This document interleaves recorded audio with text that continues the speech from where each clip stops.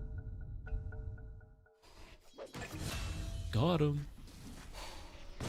Can we get Huskar?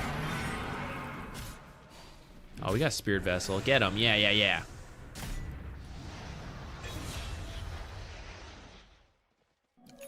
Scary. Yules. I don't think you need...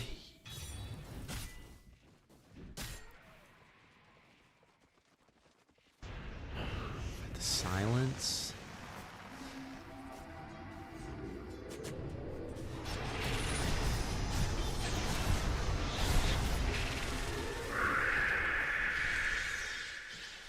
Frost shield!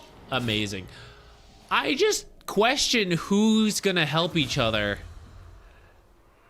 I guess your spells are good.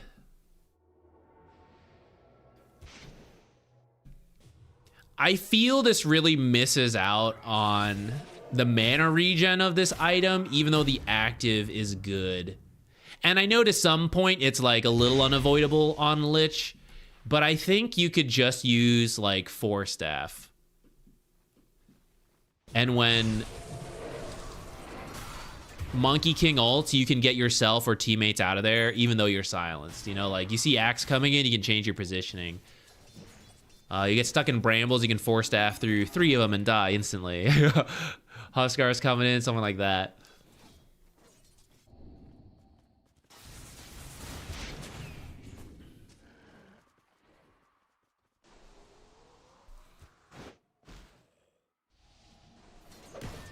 Or if we want to be aggressive, I think Blink could work too, but I wouldn't do that versus Silencer.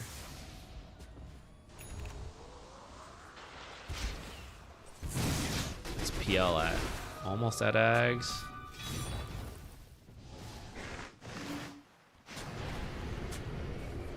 Okay, let's come back to this. Okay, so we're coming out. Arcane Rune.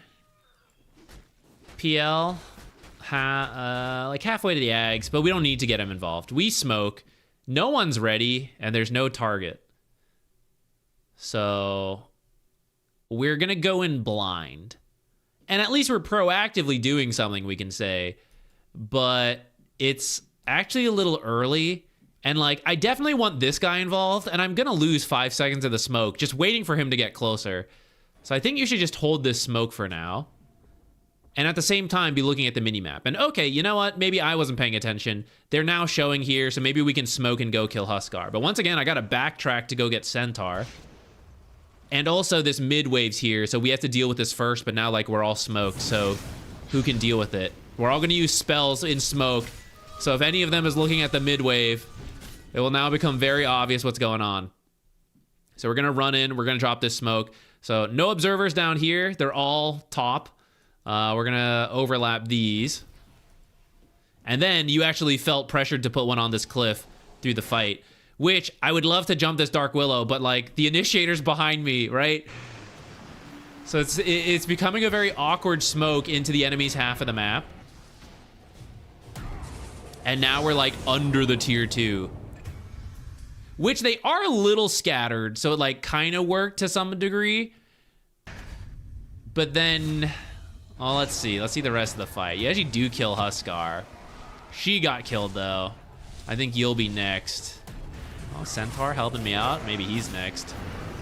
Oh no.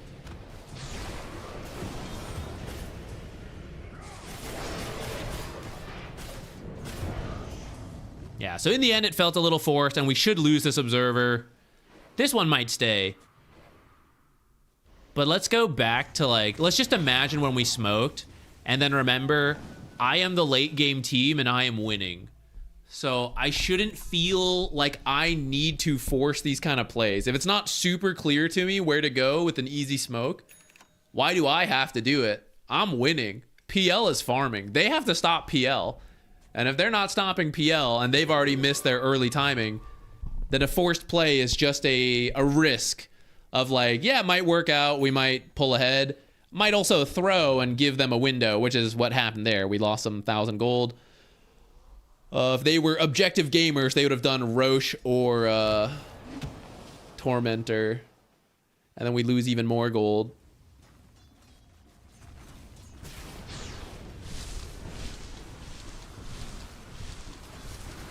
You should probably not use spells there. 2 cores are on the way. You should just get what last hits you can.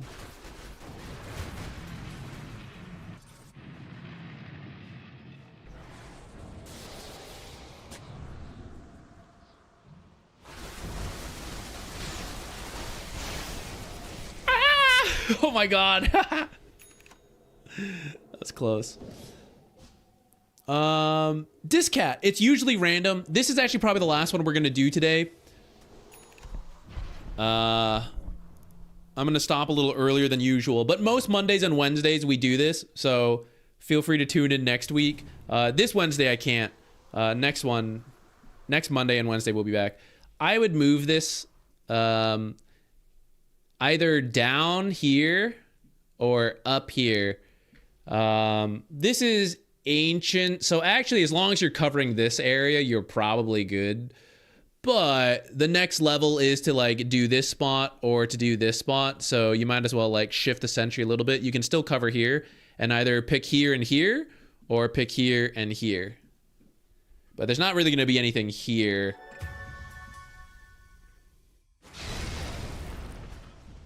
Who was that? Where is he?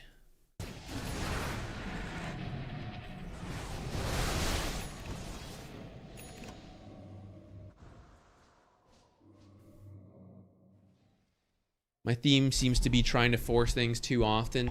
Yeah, and actually, I make this joke in a lot of coachings. There's a bell curve to Dota, which is at first you need to do more. You're not doing enough. You're AFK. You're like sitting around doing nothing, being useless. Go, go, go. Be more active. Go, go, go. Go, go, go. And then you reach the other end of the bell curve, which is stop doing things. It's okay. Just sit. Just wait. AFK on this tree line. It's actually good not to click too much. And it's important to like find where you are on the bell curve and decide if things need to be happening, then we got to do things. If things don't need to be happening, then we shouldn't be doing things. And pretty much every single game, one team is going to need to do things and one team is going to need to not do things. It's not that clean in Dota, but you get the idea. Like, one team is going to be a little better early, and one is going to be a little better late. So who has that read? And most games are close, so like both teams will try to do things, get the lead, and then not do things.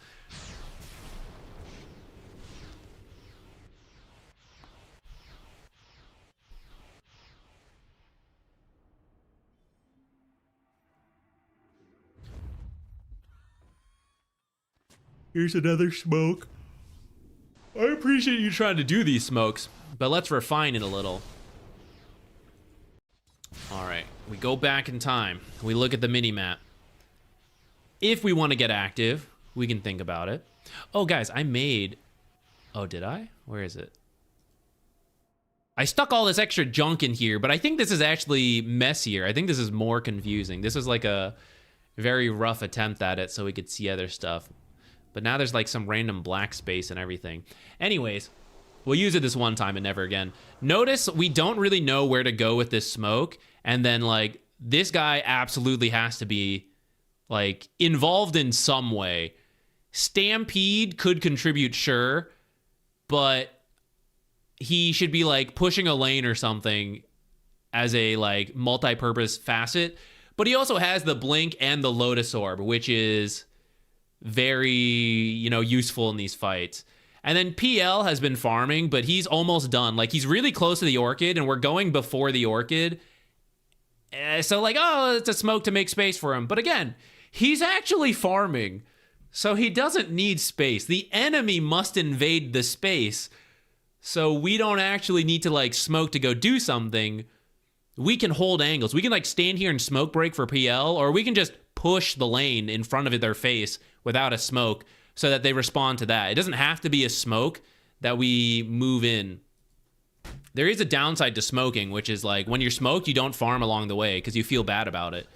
But actually, you don't really... Like, we don't have to feel we have to go find someone. We can farm along the way because I am not the one pressured to do anything, but I am going to do something by pushing in the lane.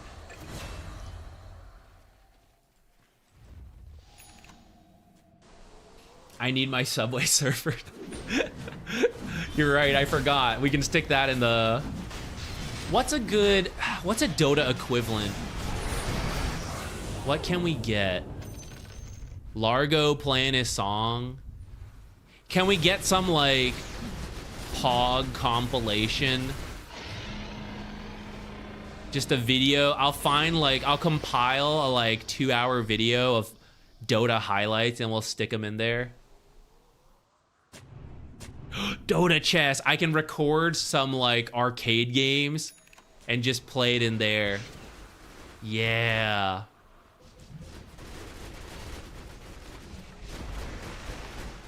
Don't hit this tower. Just sit in the back. You bought this Yules to save your teammate from Axe Call. You have the instant gaze. Your ult is down, sure, but you are reactionary mode.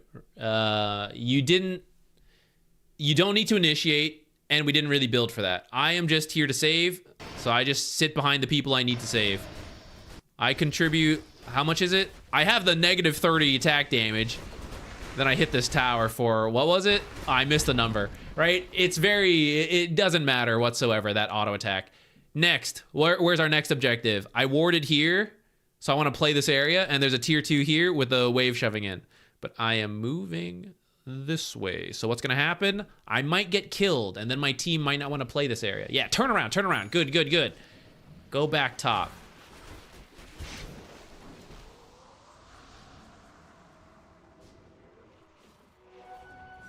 Yes, yes, yes. All right, so currently just sitting in the open.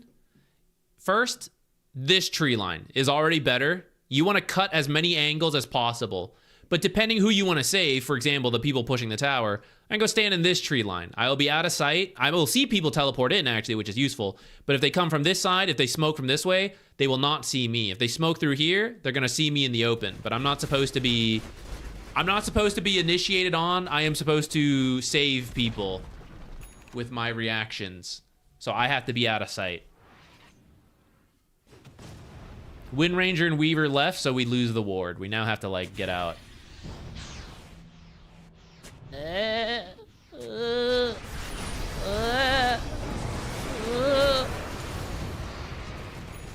Alright, we did kill Dark Willow, which is pretty funny, but it looks like it's gonna cost you your Aegis. I like your idea of, like, I want to protect this ward, but at the same time, I got the value out of that ward. The point of that ward was to help me take these 2 tier 2 towers, and I did that. I got both towers. The ward has fulfilled its purpose. The last thing it will do is let me know when they're in the area dewarding. When you kill this, by the way, you let them know you have a ward here, or you have a ward somewhere here. You shouldn't be able to attack from low ground to high ground. So they should know, like, here or here. So you can just give up that observer if the rest of the team is not there, which Weaver and Wind Ranger left. So, okay, there goes, you know. We got to get out.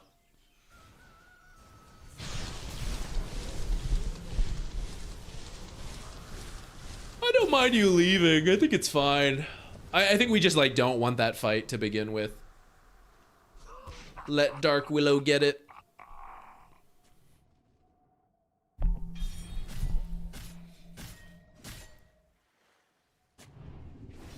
Okay. I think we'll probably start to end. I'm gonna eat something and then... Oh, I have to try to sleep so early. This is some real first world complaint. It's really not that bad. But the most annoying thing about casting, it's mostly fun, but as an NA caster and most tournaments are EU, a lot of the times I gotta wake up real early. So, like, the sleep schedule is really bizarre, you know? It's like every couple weeks, suddenly wake up like 5 hours earlier than usual. And it's probably not great. I'm gonna make it a little easier when we move back to the East Coast. 1 hour difference.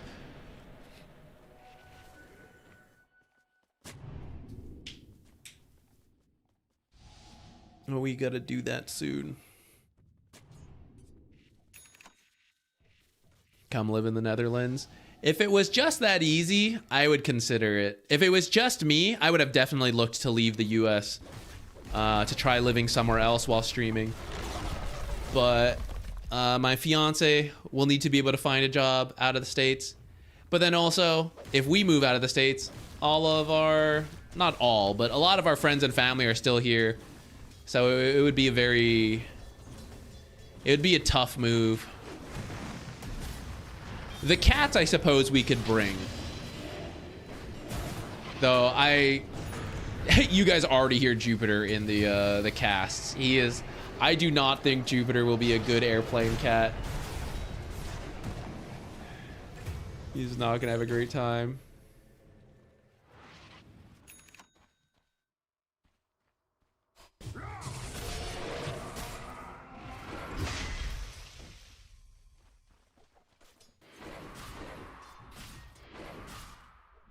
I would love to, though, just like move out of the US. That's not a thing. That's not even anything related to the US political system, but it was just like just to experience other parts of the world. Now it's even like more so, but you know, like 10 years ago or something, I would have done it just to try.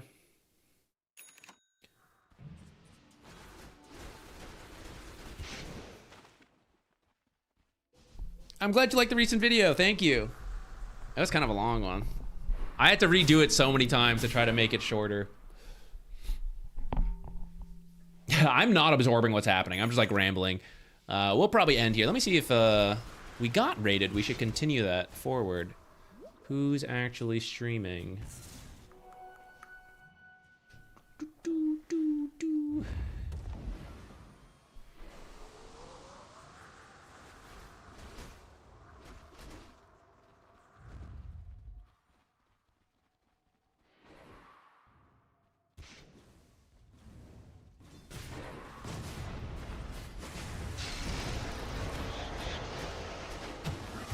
That's true. That's actually one reason I want to move out of where I'm living right now. North Carolina, where I grew up, has so many trees everywhere.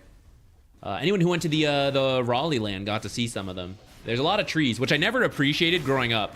Like, people would visit and be like, you guys have so many trees. And be like, oh, they're just trees. It's always been like this. But now that I've moved to other places, I understand. Other places don't have as many trees. I do miss that.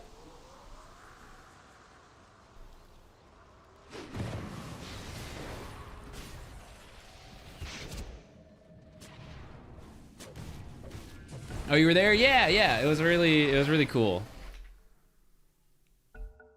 Oh, paused. Wait, I was typing in the raid. I lost it.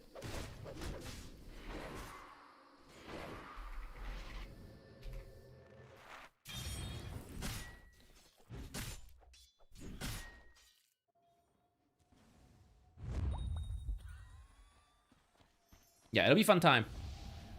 Okay, guys, thank you for hanging out with me.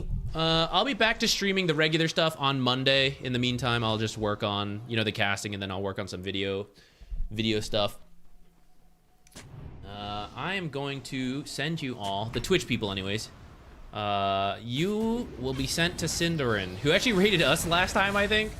So he may be ending his stream soon, but for now, I'll send you guys there. And we'll be back on Monday, I think. Technically, we can stream on Friday. I might. I haven't decided what I want to do that day. It'll be like right after all the casting. Either take a break or maybe we'll do something different. But we'll see. Oh, thank you guys for hanging out. I'm glad I was able to help. I feel we didn't see something as clean for yours. Like, sometimes there's like really easy stuff. I think yours was a little more hard to see, but hopefully it helped, like at least push in the right direction. Yeah, NC, I finally moved out of NC hoping to see snow, and they finally got some snow after I'm gone. Friday viewer games? Maybe. I was thinking, I had another friend who wanted to maybe do some like variety stuff, Alex. But I think he has something else this Friday. So I might still do something variety, but I also haven't played Dota in ages, so maybe we'll play Dota. I don't know. We'll see. You guys will find out on Friday what happens. Okay, anyways, Twitch people, the raid's about to go, so I will see you later. Bye, everybody. YouTube gang, see you later as well. Another video on the hero draft screen and hero pool coming out later. We'll see if I finish anything else. Okay.